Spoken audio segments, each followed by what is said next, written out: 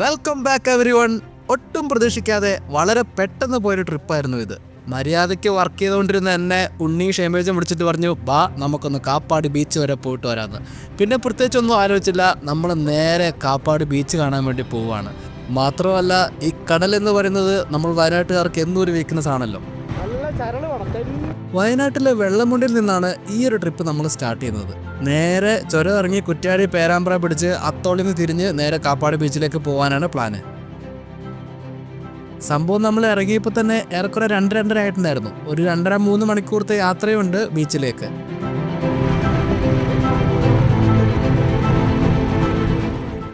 അങ്ങനെ എക്സൈസിൻ്റെ ഈ ഒരു ചെക്ക് പോസ്റ്റും പാസ് ചെയ്ത് നമ്മൾ കുറ്റ്യാടി ചുരത്തിലേക്ക് കയറുകയാണ്. സാധാരണ ചുരം പോലെയല്ല, ഇത് ആദ്യം ഒന്ന് കയറിയിട്ട് വേണം താഴേക്ക് ഇറങ്ങാൻ വേണ്ടിയിട്ട്. ഈ വയനാട് എന്ന് പറയുമ്പം എല്ലാവർക്കും ഓർമ്മ വരുന്നത് താമരശ്ശേരി ചുരമാണ്. പക്ഷെ ഞങ്ങൾ ഈ പടിഞ്ഞാറ് സൈഡിലുള്ള വയനാട്ടുകാർക്ക് എപ്പോഴും കുറ്റ്യാടി ചുരമാണ് ബെസ്റ്റ് എന്ന് പറയുന്നത്. കാരണം താമരശ്ശേരിക്ക് പോകണമെങ്കിൽ നമ്മൾ ഒരുപാട് ദൂരം ട്രാവൽ ചെയ്തിട്ട് വേണം ആ ഒരു ചുരം ഇറങ്ങാൻ വേണ്ടിയിട്ട്. ഇത് നമുക്ക് നേരെ നിഴൽപ്പുഴയിൽ നിന്ന് നേരെ ഒരു 5 കിലോമീറ്റർ കൊണ്ട് നമുക്ക് ചുരം ഇറങ്ങിയിട്ട് 30 കിലോമീറ്ററിന് താഴെ മാത്രമേ നമുക്ക് കുറ്റ്യാടിയിലേക്ക്, അതായത് കോഴിക്കോട് ജില്ലയിലേക്ക് കയറാൻ വേണ്ടിയിട്ട് വേണ്ടൂ. അതുകൊണ്ട് തന്നെ ഞങ്ങളുടെ ഫേവററ്റ് ഒരു പേഴ്സണൽ ചുരം എന്നൊക്കെ പറയുന്നത് കുറ്റ്യാടി ചുരം തന്നെയാണ്. ചെറുപ്പം മുതലേ ഈ ഒരു ചുരമാണ് നമ്മൾ കൂടുതൽ ട്രാവൽ ചെയ്യാറ്.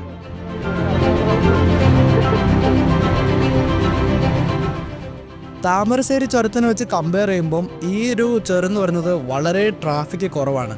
അതിനുള്ള ഒരു പ്രധാന കാരണം എന്ന് വെച്ചിട്ടുണ്ടെങ്കിൽ ഈ ചുരം വളരെ സ്റ്റീപ്പാണ്. സാധാരണ താമരശ്ശേരി പോലെ അത്രയും വലിയൊരു ഹെയർ പിൻ ബെൻഡ് കൊടുത്തിട്ട് ഈസി ആയിട്ട് കയറി പോരാൻ പറ്റില്ല. അത്യാവശ്യം നല്ല ഷോർട്ടായിട്ടുള്ള ഹെയർ പിൻ ബെൻഡുകളാണ്. അതുകൊണ്ട് തന്നെ ഈ വഴിക്ക് ഹെവി ലോഡ് വണ്ടികളും അതേപോലെ തന്നെ പ്രൈവറ്റ് ബസ്സുകളും ഇല്ല. ആകെ നമ്മുടെ KSRTC ബസ്സുകളും അതേപോലെ തന്നെ ഇതേപോലെയുള്ള നമ്മുടെ ബൈക്കുകൾ, ജീപ്പുകൾ, അങ്ങനത്തെ വണ്ടികളൊക്കെയാണ് ഈ വഴിക്ക് കൂടുതൽ പോരുന്നത്.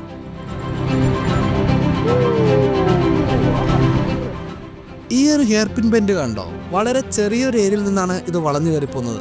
അതുകൊണ്ട് തന്നെ ലെങ്ത്ത് കൂടിയിട്ടുള്ള ഹെവി ലോഡുകളൊന്നും ഈ വഴിക്ക് വളഞ്ഞു കയറാനുള്ള സാധ്യത വളരെ കുറവാണ്. അതുകൊണ്ടാണ് ആ വണ്ടികളൊന്നും ഇങ്ങോട്ട് അധികം വരാത്തത്.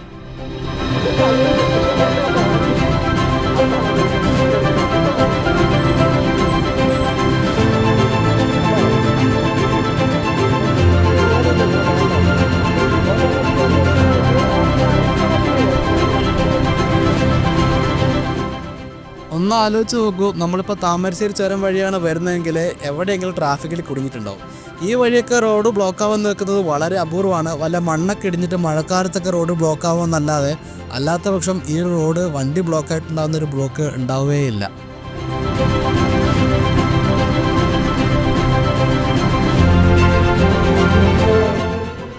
ഞാനാണെങ്കിൽ ഉച്ചയ്ക്കൊന്നും കഴിച്ചിട്ടുണ്ടായിരുന്നില്ല. അതുകൊണ്ട് തന്നെ ചുരം ഇറങ്ങി താഴെ എത്തിയിട്ട് ഈ ചായക്കടയിൽ കയറിയിട്ട് നല്ലൊരു ചായ കുടിച്ചു. നല്ല ഭംഗിയുള്ളൊരു സ്പോട്ടിലാണ് ഈ ഒരു ചായക്കട ഇരിക്കുന്നത്. ദേ കണ്ടില്ലേ, നേരെ പുറകെ തന്നെ മലയിൽ നിന്ന് ഒലിച്ചു വരുന്ന വലിയൊരു പുഴയാണ്. ഇത് ശരിക്കും മഴക്കാലത്ത് ഭയങ്കര കിടിലാണ് കാണാൻ, നിറച്ച് വെള്ളമായിരിക്കും. അവിടെ നിന്നൊരു ചായം കുടിച്ച് നമ്മൾ നേരെ ഇനി കുറ്റ്യാടിക്ക് പോവുകയാണ്. ഇതാണ് കുറ്റ്യാടി. കുറ്റ്യാടിയാണ് ശരിക്കും വയനാട്ടിൽ നിന്ന് താഴെ ഇറങ്ങിയിട്ടുള്ള വലിയൊരു ടൗൺ എന്ന് പറയുന്ന ആദ്യത്തെ ടൗൺ. കുറ്റ്യാടി ടൗണിൽ നിന്ന് 10 കിലോമീറ്റർ മാത്രമേ പേരാമ്പ്രയ്ക്കുള്ളൂ. പേരാമ്പ്ര ടൗണ് കയറാതെ പേരാമ്പ്ര ബൈപ്പാസ് വഴിയാണ് നമ്മളിതായി പോയിക്കൊണ്ടിരിക്കുന്നത്. നമ്മുടെ അശൻകോക്കിൻ്റെ നാടാണിത്. പേരാമ്പ്രയിൽ നിന്ന് നമ്മൾ നേരെ ഉള്ളിയേരി ടൗണിലേക്കാണ് വന്നേക്കുന്നത്. ഉള്ളേരിയിൽ നിന്ന് നമ്മൾ അത്തോളി ടൗണിലേക്ക് വന്നിരിക്കുന്നതാണ്. ഇവിടുന്ന് വലത്തേക്ക് എടുത്തിട്ടാണ് നമ്മൾ നേരെ കാപ്പാട് ബീച്ചിലേക്ക് പോകുന്നത്. അത്തോളിയിൽ നിന്ന് കാപ്പാട് ബീച്ച് വരെ അധികം നല്ല റോഡല്ല, ചെറിയ പാച്ച് വർക്കൊക്കെയുള്ള വീതി കുറഞ്ഞ റോഡാണ്. പക്ഷേ നമ്മൾ ബീച്ചിലേക്ക് അടുക്കുംതോറും ഇതേപോലെയുള്ള തുരുത്തുകളൊക്കെ വരികയാണ്. വലിയ പാലങ്ങളും പുഴകളൊക്കെ വന്നുകൊണ്ടിരിക്കുകയാണ്. നമ്മുടെ ചെറായി ബീച്ചിൽ പോകുന്ന അതേ ഒരു ഫീല്. വയനാട്ടിൽ നിന്ന് വണ്ടി എടുത്തപ്പോൾ തന്നെ കുഞ്ഞ് നല്ല ഉറക്കമായിരുന്നു. ഇപ്പോഴാണ് ഒന്ന് ഉറക്കമൊക്കെ എഴുന്നേറ്റ് അവന് ഉഷാറായിട്ടിരിക്കുന്നത്.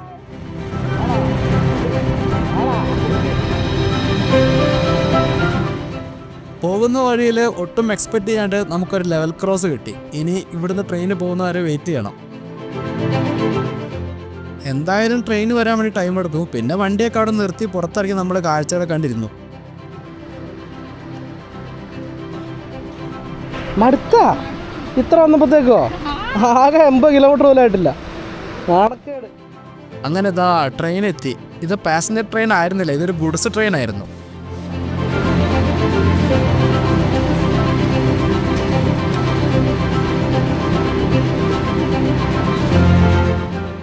ഇവിടെ ഒരു കോമഡി എന്താണെന്ന് വെച്ചിട്ടുണ്ടെങ്കിൽ, നമ്മൾ ജസ്റ്റ് ആ ഒരു മഞ്ഞ കമ്പിയിൽ തൊട്ടപ്പോഴത്തേക്ക് അവിടുത്തെ മാസ്റ്റർ പറഞ്ഞു അതിൽ തൊടരുത്, അത് വളഞ്ഞു പോകുന്നു.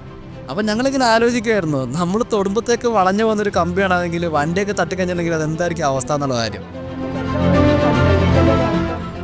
അങ്ങനെ അവിടെ നിന്നും വണ്ടി എടുത്ത് നമ്മൾ ദാ നേരെ ബീച്ചിൻ്റെ സൈഡിലേക്ക് എത്തിക്കൊണ്ടിരിക്കുകയാണ്.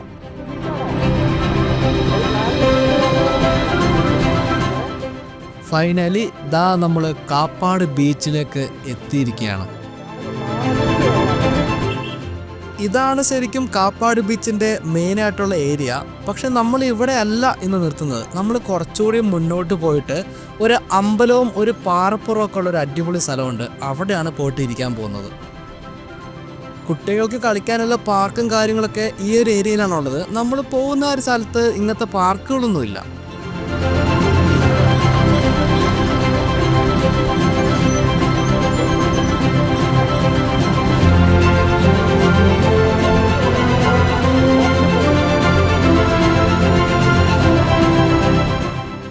ആ ഒരു മെയിൻ ഏരിയയിൽ നിന്ന് ഒരു 1.5 കിലോമീറ്റർ മുന്നോട്ട് വന്നിട്ട് വേണം നമ്മുടെ ഡെസ്റ്റിനേഷനിലേക്ക് എത്താൻ വേണ്ടിയിട്ട്.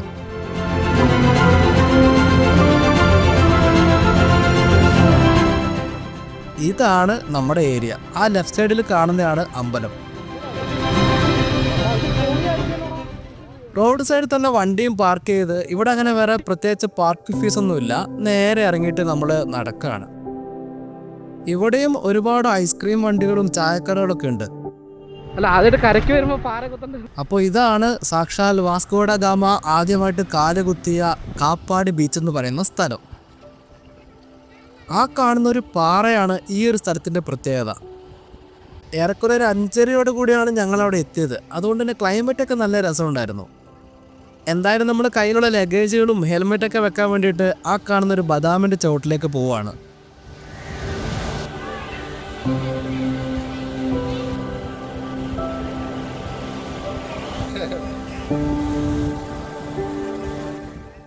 ബദാമിൻ്റെ ഈ ഒരു മരം നല്ലൊരു ഫീലാണ്.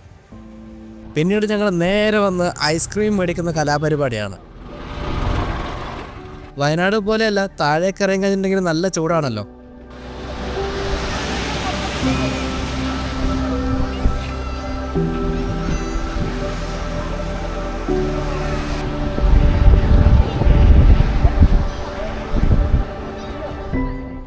ബീച്ചിൽ വന്നിട്ട് വെള്ളത്തിൽ കളിച്ചില്ലെങ്കിൽ എന്നാത്തിന് പറ്റും. അതുകൊണ്ട് നമ്മൾ ചെക്കനെയും കൊണ്ട് ഇതാ വെള്ളത്തിൽ കളിക്കാൻ വേണ്ടി ഇറങ്ങിയിരിക്കുകയാണ്.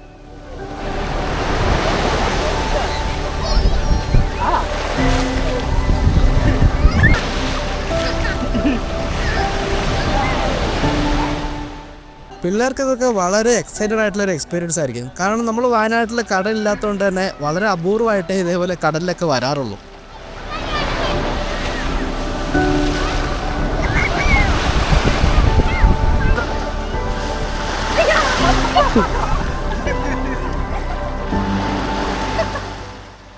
അങ്ങോട്ട് നോക്കൂ, അവിടെ ഒരു മത്സ്യകന്യക റെഡി ആയിക്കൊണ്ടിരിക്കുകയാണ്. അടുത്ത് പോയി വീഡിയോ എടുത്തിട്ട് അടിമടിക്കണ്ടെന്ന് വിചാരിച്ചിട്ട് അങ്ങോട്ട് ഞാൻ പോയില്ല. സൂര്യൻ ഏറെക്കുറെ അസ്തമിച്ച് പണിയിട്ടുണ്ടായിരുന്നു. അതുകൊണ്ട് തന്നെ നല്ലൊരു ഭംഗിയായിരുന്നു ക്ലൈമറ്റ് മൊത്തത്തിൽ. അങ്ങനെ അവരെ അവിടെ നിർത്തിയിട്ട് ഞാനിതാ ഈ പാറപ്പുറത്തേക്ക് കയറുകയാണ്. പാറയിൽ നിന്ന് താഴേക്ക് വീഴാതിരിക്കാൻ വേണ്ടിയിട്ട് സേഫ്റ്റിക്കായിട്ട് സൈഡിൽ കൂടെ ഫെൻസൊക്കെ വെച്ചിട്ടുണ്ട്. പക്ഷേ അതിൻ്റെ ഉള്ളിൽ കൂടെ നുഴഞ്ഞു കയറിയ ആൾക്കാർ അപ്പുറത്ത് അറ്റത്ത് പോയിട്ടിരിക്കുന്നുമുണ്ട്.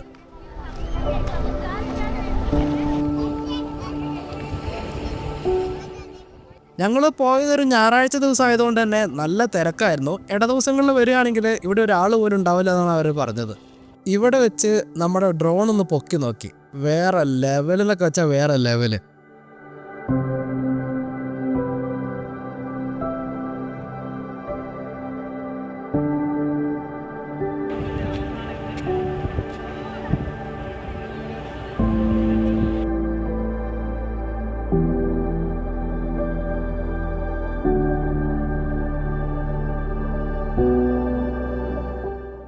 സാധാരണ കടലിന് തീരത്തുള്ള ക്ലിഫുകളിലാണ് ഇതുപോലത്തെ ഒരു വ്യൂ ഒക്കെ നമുക്ക് കിട്ടുക. തെക്ക് ഭാഗത്തേക്കുള്ള ജില്ലകളിലാണ് കൂടുതലായിട്ട് ക്ലിഫുകളൊക്കെ കാണുന്നത്. പക്ഷേ നമുക്ക് ഇവിടെ മലബാറിലേക്ക് ഇവിടെയാണ് ഇങ്ങനൊരു വ്യൂ കിട്ടുന്നത്. ഈ കാണുന്നത് തൊട്ടപ്പുറത്തുള്ള വേറൊരു പാറപ്പുറമാണ്. ഇതാണ് പറഞ്ഞത്, നമുക്കിങ്ങനെ ദൂരേക്ക് പോകും തോറും ഇങ്ങനെ ഓരോരോ നല്ല വ്യൂ ഉള്ള പാറപ്പുറങ്ങൾ കിട്ടും.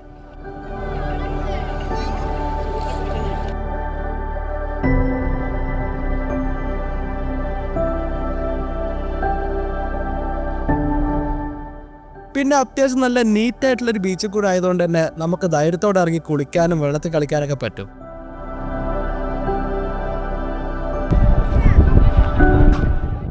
എന്നാലും കുറേ സാമൂഹ്യ വിരുദ്ധർ എന്ന് പറയുന്ന ടീമുകൾ ഉണ്ടാവുമല്ലോ എവിടെ പോയിട്ടുണ്ടെങ്കിലും. ഈ കാണുന്ന കുറ്റിക്കാട്ടിലൊന്ന് പരസ്യമായിട്ട് അവരൊന്ന് വെള്ളടിക്കുമായിരുന്നു, പറയിപ്പിക്കാനായിട്ട് അങ്ങനെയും കുറേ പേര്. ഇനി സൂര്യനൊക്കെ മൊത്തം അസ്തമിച്ച് ആൾക്കാരൊക്കെ ഒഴിഞ്ഞ് ഒന്ന് ഫ്രീ ആയിട്ട് ഇവിടുന്ന് എഴുന്നേക്കുള്ളൂ എന്നാണ് ഷമേജ് പറഞ്ഞത്.